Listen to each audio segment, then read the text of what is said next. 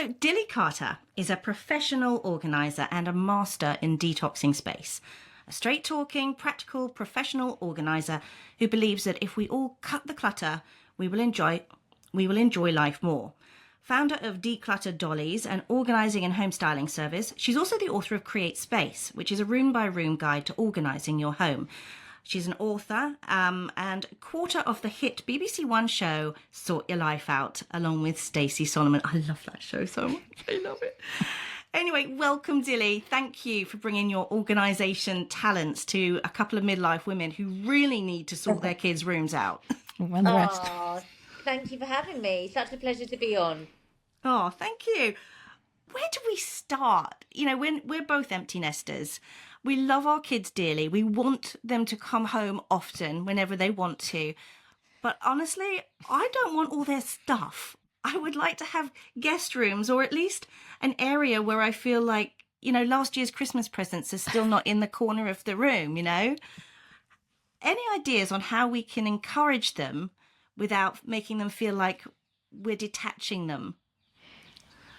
I think it's quite hard because I'm not at that point yet. So I feel that for lots of people, their spare rooms always become dumping grounds, regardless of whether there's children been in them or not. So I think when you have that spare space, unless you make it something, then it becomes a dumping ground. So if you've had children that are in a room that have now gone to university, but you think they might be coming back to stay and you always want to keep their room as it is, just in case they come back, I think the most important thing initially is that they've taken everything that they want with them. And they're not keeping stuff at home for just in case. But if they are keeping stuff at home for just in case, then it's boxed up and it's put in the loft. It's not actually in that room, because what you've essentially got is a room that's not been used for anything, is it? Yeah, So it's dead space. What you try and do is give that room a purpose. So at least you can temporarily use it as an office, an arts room, a reading room or something, rather than it being the room that's only used once a month or once every 6 months when they come home. Because I think when your children move out, we've given them this responsibility of, you are now an adult, you can now move out and you are living your life. So you can't also have the best of both. You know, you can't come home and just have this space as and when you need it, because actually now you've moved out, you're an adult, you can deal with that space. We now want to evolve this space from what it was to what it is now. So what can we benefit from? Otherwise, you know, because most people don't have the beauty of having that spare room and then having another spare room, do you? I don't know. You may have the beauty of having 2 or 3 spare rooms. So therefore, you don't have to worry about that spare room that your child has been in. What's the case with you, ladies? Do you have several rooms? I do, but it drives me mad that, you know, I'll be honest, because my eldest stepson, who's 39, lives in America, still has some stuff in his bedroom. And it just, you know, it's a nice memory that he's there, but it's just like, oh, can you just take the last box away? And so the room is sort of still called Max's room. I was just going to say that I'm in a similar position to Liz in that we've both got kids who live abroad. So they're not home that often. So when they do come home, the last thing I want to say is, right, Fliss, your room's a mess. It's like coming back as a teenager. But I don't feel that I can take the responsibility of getting rid of the Hannah Montana T-shirts. Do you know what? Is there, do you have some good suggestions on how to preserve like kids' memorabilia without it actually taking up a lot of space? I think the best thing, like I said, is with these spare rooms with their stuff. Why does it have to stay in situ? Why can't you box it up and put it in the loft, or so that room is then empty and not cluttered with their stuff? Why can't it be stored somewhere else? Because you're not saying that they have to get rid of all their stuff. You know, when they do come home eventually, then they can go through it. Or, you know, you have those video calls with them and say, right, we're sorting out your room. You know, I'm going to box away your stuff. Is there anything that you don't want? The problem is that most children, when they grow up, it's us that are connected to their stuff. It's not them. Most of them don't want any of their stuff. You know, when you say to your 21-year-old, your 39-year-old, your 42-year-old, oh, do you want a box of all your old school books and your Hannah Montana T-shirt? They'll be like, what? Why are you even asking me that question? No, of course I don't want it. Obviously I don't want it. So what we do want to do is keep the things that we know maybe 10 years 15 years, however many years down the line, they may want for their prospective children.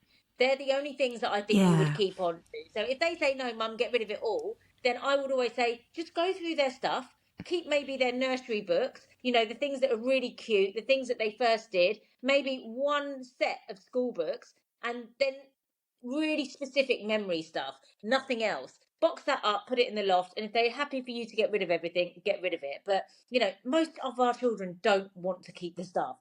All the houses I've been in, all the teenagers, all the people that are in their 20s, when we're decluttering and their mums or dads goes to them, do you want this? They're like, no. Why have you even kept that? It's ridiculous. Like, why have you been? And and you've literally kept on to every single school t-shirt, every single piece of paper. So I Oh think yeah. it's really important you're asking that question to your children. What do you want me to keep? Because I think we guess, don't we? We think, oh no, they won't. They don't want us to get rid of that, and it's us that wants to keep it, not them. But it is true what you said, that they think they don't want it in their 20s, but when they have kids, they might, their kids Yes. might say, oh, why didn't you keep that? We've got the same with my youngest, and his grandmother got rid of a lot of his grandfather's stuff, which he never met. And we just didn't think Yeah. it through at the time. So you're right, box it up, keep it, and then it's up to them. Keep the special stuff. The thing that is the things that really are irreplaceable, like those original nursery books, those first years of learning, first pairs of shoes. It's normally the first of everything that you want to keep, or the very early dated things. Things with handwriting, often or not with any memories, when people are struggling to know what to keep and what not to keep. So sometimes it's about going through those memories, revisiting them all the time, and thinking, who is this going to be beneficial for in 20 years, 30 years, 40 years? Would grandchildren want to see this? Would children want to see this? And then there'll be some things like pieces of paper with a doodle on them that no one wants to see. No one cares about. T-shirts and all of those things no one cares about. But there might be a school blazer. There might be a school T-shirt. But it doesn't mean you have to keep 10 of that. You just keep one. So it's about limiting what you've got, but also revisiting our memories is so important. That is really important because our emotions change through the years. That's so true. That's really good advice. So I'm going to be online getting a load of big old crates in the next week or so to just decamp all of everything. But that's the other question. What do you store them in? Because boxes fall apart. Yeah, so What? always, As in always a store them cupboard. in really. This is where you need to invest your money in good storage when it comes to the loft, garages, sheds. Is using big, sturdy plastic, seal-proof types of containers. Ones that really lock, that are sturdy, that stack. So that they're not flimsy, they're not cardboard boxes that are going to deteriorate, they're not paper bags that are going to deteriorate. You want nice, neat, stackable storage so that everything is protected well. And label them on the side, on the front, on the Of top. course. Yeah, lots of Absolutely. Don't labels. I store love a things in label. plastic bags. Always store them in plastic boxes that you can stack, that look neat, that obviously can be labelled. Because, the thing is also, the best thing with storing your memories is splitting it up into categories. So what you don't really want to have is one huge box of family memories. Like, ideally, what you'd like to have is a box per person if you're going to split it up. Even a box per, you might have 0 to 10 or 10 to 20, or it might even be split up in that type of group. But generally, just make sure that you have a memory box per person, because if you are looking for something, you don't want to have to rifle through the whole family memory box to find one person's things. You want to make sure that they've all got their own memory box. Yeah. Well, let's look back at your book, which is about going room to room. And that's what you suggest, isn't it? As empty nesters, we might be looking to, go down in size, to leave a home and go to somewhere a bit smaller, a bit more manageable, say. It's quite an overwhelming task, I think, for many people, all those decades potentially of stuff. Where would you begin? And a supplementary question, how can you do that and maybe make some money as well as you do it, to sell some of those things on? I think when you're downsizing, the most important thing is always looking at house A and house B as to what space you've got. And then that really helps you narrow down what you have to reduce in each room. So if you're going from like a 4-bedroom house to a 3-bedroom, then straight away you've got 1 bedroom less of stuff that you've got storage wise. So therefore, you then have to look at that space first. Right. if I haven't got a fourth bedroom now, I'd certainly have to go through that room, because where's that going to fit? So then that's a good way of starting to go, right, I've now got a smaller loft. Now we're going to have to reduce the loft stuff. I don't have a garage. Well, that means we have to get rid of the garage, and we now have to find an external shed. So when you're looking at comparing each room, it's about what the storage is in house A to the storage in house B. Especially when you're moving, the same applies. What have you got in house A? What have you got in house B? And that's a really good way to start thinking, well, if I've got less of this space, then that means my kitchen is less. I have to go through the kitchen. If your kitchen's bigger, you don't have to focus on the kitchen as much. If your wardrobe space is bigger, you don't have to focus on your clothes as much. But if your loft or your garage or your spare space is smaller, you know that you have to go through those areas first. So look at the spaces that you're comparing, and that's a really good way of starting to know what to declutter first. Because if you haven't got as much wall space, you haven't got as much bookshelf space, then you have to go through your books. You know, if you haven't got as much kitchen space, you have to go through your kitchen cupboards because you haven't got the space. So it's about looking and comparing space all the time. What have you got, be what you haven't got, and then that helps you decide what you need to tackle first. That's really logical, actually, and it makes it much more nugget-sized to approach, Yes. I think. Yes. Yeah, because I think the problem I clearing up is I get bored.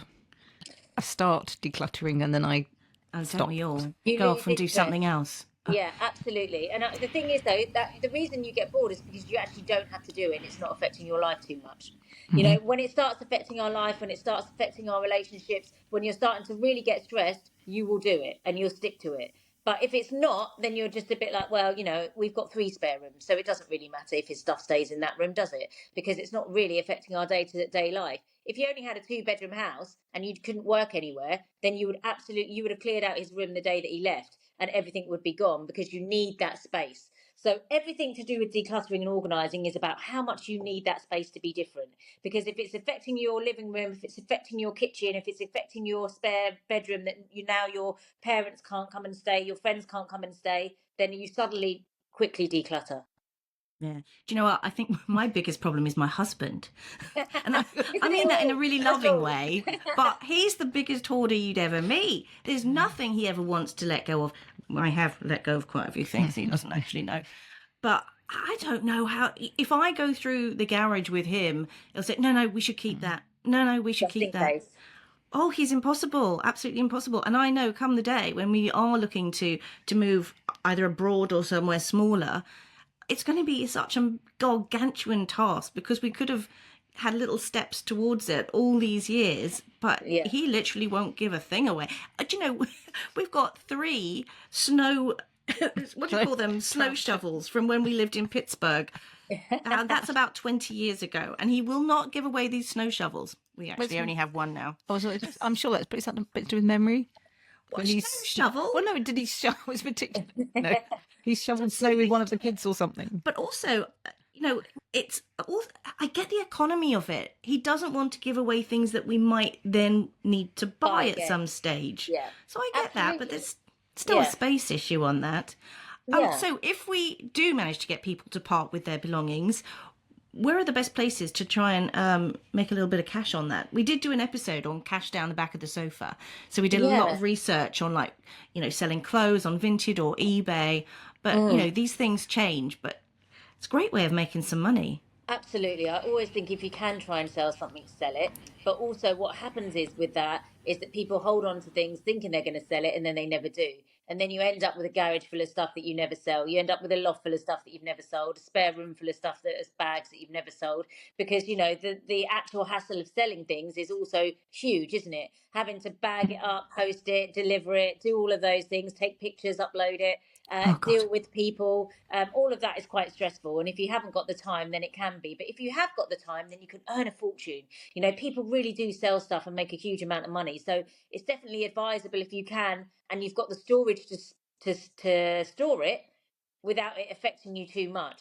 And again, it comes into how much it's affecting you. You know, if you've got if you've got rooms full of bags of stuff that you never sell, and that room could be a spare room for people to come and stay, that's when you think, you know what, it's better just to give it away rather than sell it, because we're now not able to use that space because it's stuff that we're never going to get around to selling. So it's finding that balance, isn't it? You just have to sort of think, right, we're getting rid of it, take a picture, upload it. If it hasn't sold in 5 days, it goes to charity. That's how you have to try and think. It has to be speedy. Otherwise, what you don't want is spare rooms, lofts and garages full of stuff that you haven't sold for 6 years, 10 years, however many years. I guess, or just keep X number of pieces that you do want to sell, and then being organised in your decluttering that way is put those away, and you want to sell those. So Yeah, maybe 10, exactly. 20 pieces if you've got the space. So I know that I really do need to deal with about 120 Beanie Babies. That'll definitely be Beanie my Babies get a lot of project. money. They do. But I just don't know where to find an agent, or, there's like 15 different versions of a platypus. I just don't even know where to start. eBay's still original. I think eBay's still the original and the best because it's got the biggest audience, especially for collectors' items like Beanie Babies. I think if you just Googled your Beanie Baby collectors, then you could probably sell them to a collector for a good amount. But they're definitely things that are worth it, those types of, and especially, when you sell things in bundles, you normally get more money as well. It's always more attractive when you sell things in bundles. So collections of things are always greater than single things, unless obviously it's a single edition book or something like that. But, otherwise collectors of Beanie Babies, dolls, toys, Barbies, Kens, all of those things, they're normally better in a collection if you've got them. That's a good tip. So the rather delicate subject is that when our parents age, and at some point one of them might pass, well, they'll both pass eventually, won't they? Or they might go into residential living. Really hard to broach the subject with them of helping them to declutter whilst they're still able to do it. Do you have any advice on compassionate ways of approaching that and conserving some of perhaps what they've got lying around their attic that, perhaps the family would want, or could be of value and could help them in their pensionable life for some nice things? Absolutely. I mean, well, you've sort of answered your own questions because what you've said, what you've said in all of those things are things that, the most important thing about dealing with our parents is actually having those conversations, those hard conversations, is having them now rather than when it's too late. You want to have these conversations with your parents while they're alive and say, right, unfortunately, at some point there will be a date when we have to go through your house. Tell me what means something to you. Tell me where you would like this furniture to go. Would you rather I sell this furniture, or would you rather I donate it? What would mean more to you? Who would you like to see benefit from your items? Who would you like to see receive the things that you've got in your house? Would you like this person to have this? Would you like this person to have this? And actually, mum, dad, if you sold some of this stuff now, then we could go on that holiday that you've always wanted, or you could buy this that you've always wanted, or you could do this, or you could do that, or we could go and take the family out for lunch, rather than you be surrounded by these items that you no longer love, that you no longer use, that you no longer need. Then we could do some lovely things together. So always make it sound like you're doing something in a positive way that's going to bring them joy and you joy and the family joy, rather than it being, right, mum, we need to sort out this stuff. Right, let's go through this stuff on Sunday because we need to get rid of it. We don't want to do it in an aggressive, hard way. We want to always be really delicate and sort of say, look, of course we have to have these conversations, because what I don't want is any of this stuff to go somewhere you don't want it to go. So tell me who you think could benefit from that. Are there any of your friends? Are there any nursing homes that might benefit from some of this beautiful furniture? Some of your lovely book collection. Wouldn't it be lovely if we could donate some of that to the library? Or wouldn't it be lovely if this tea set could go to the local cafe who have vintage teacups and saucers? Talk to them about places that would be really lovely to donate, that they could reason with and think, oh, actually, yeah, oh, I'd love the school to have all my books. Oh, I'd love the cafe to have all my china if they're going to benefit from it. Oh, I'd love the local nursing home to have all my old DVDs and TV. Because there are so many lovely places that you can donate to. So I think it's about educating them about where they can donate things to, that's going to make them feel like, once they're gone, you haven't just given everything away and sold everything. You've had that conversation with them, so they feel like they're a part of that decision. How would you find out how to donate in your area? So to, you said to a cafe or You basically just have to research. That's all it is. You just have to research about have to think about what it is you're donating and where the best place is to donate them. You know, call your local Salvation Army, call your local schools, call your local nurseries, call any local charities and see what they are looking for. You know, dog shelters and animal shelters always take You've got a dog to blankets give and away there. I duvets. can hear her in the I background, know, bless her. sorry. That's okay. Hold on a That's all minute, right. Don't sorry. worry. Oh, And if only I could. Does anyone want a little yucky dog? no, I love them. Yes. No, I've just lost one, so yeah, I would have another one. Oh, I'm sorry. No, I've still got one. I've still got one. Oh, good. Oh, good. So yes, it's always about research. What we always have to make sure is that we're researching. You know, not just piling up our cars and just taking it anywhere we can. It's thinking about where you can donate those things to that are going to benefit the items that you're donating. So, you know, nursing homes, especially for crockery and all those sorts of lovely linens, towels, you know, for homeless shelters. There's so much, and you know, beautiful furniture obviously you can sell, of course, but you know, you can also donate it to some lovely places like that, because a lot of people go into nursing homes with not very much, so they sometimes have their own rooms which can be filled with beautiful things. So if you have got parents that have got lovely bits of furniture or have got anything, then you know, it's worth making a call to all these different places, I think it's very especially vintage respectful. jobs. Yeah, You know, I think it's really giving some respect to our parents as well, that their things absolutely. are lovely and that we're not just going to put them in bin bags and throw them out. No. I know that I'd be really upset if I thought that my kids were just going to sweep the house like, don't want that, don't want that, don't want that. Of course. I literally yesterday we had a huge Sunday lunch for all of our local friends at the house, and I used my mum's 60-year-old Wedgwood china, and you know that's things that you know I will keep when she goes, and all her crystal glasses, because they're beautiful and they're so lovely. So you know they are things that my mum has that I would still use and I would still keep. There are other things that I know when she downsized, because my mum lives at the bottom of my garden in a granny annex. So so basically she moved out of her, we sold her house so that I could care for her, so she lives in the bottom of the garden in a granny annex, and she had to downsize. So when we downsized, it was about what fitted in that space, but also what she really treasured. So, you know, she kept two big things of furniture and that was it. And the rest of the things that she really loved was her Wedgwood china and some crystal glasses. And actually, you know, having those conversations with our parents, you know, they end up keeping a lot less than we think they would. You know, it's always that guessing game. The same with our kids. Don't ever guess what they want. Ask, have those conversations, and that's really important, because half the time we think, oh no, they won't want to get rid of anything, but that's because you know they might not have wanted to get rid of anything over these last 50 years because they haven't needed to, but now they're getting older, you haven't had that conversation with them in the last 5 years, so now they realize they will have to at some point. Yeah. So now it's about sitting down with them, having that conversation in a nice way, and gently easing them into you know how you can donate them in a lovely way. So I'd love to know a little bit, if you don't mind sharing, how you became a professional declutterer. What put you on that path? My mum. So my mum and dad's house was utter chaos as I grew up. It was really, really untidy, always messy. They never looked after it because they were always working. So the house was the lowest on their list of priorities. So all they cared about was work, and that was, and me, of course. But the house was not a priority. So it was just chaotic. It was jumbled. It was paperwork everywhere, mess everywhere. Their wardrobe was never neat. There was always piles of clothes everywhere, and I hated it. So I was always trying to do the opposite. So my room was always lovely and neat, and their house was not. And I basically, because they worked so much, I ended up spending a lot of time with my neighbours across the road, who practically raised me. And because they always looked after me for so many hours of the day, and you know so much of my life, my only way to say thank you to them was to help them organise and tidy and go, what can I do? Let me help you. And I used to love it. So I used to help them clear out their cupboards and tidy their wardrobes and do anything I could.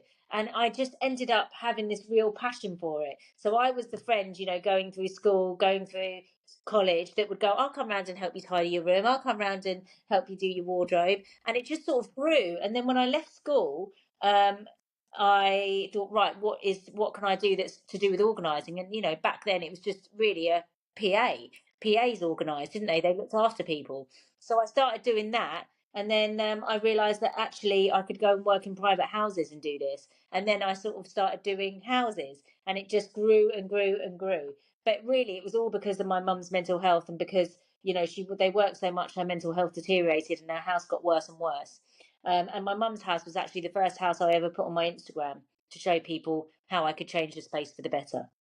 Wow. Wow, that is quite a story. And you've obviously helped so many people along the years, because I really do think that, you know, when you do declutter your life, not just in terms of things, but sometimes with people and sometimes with Yes, stuff, absolutely. it can really have very positive mental health benefits, can't it?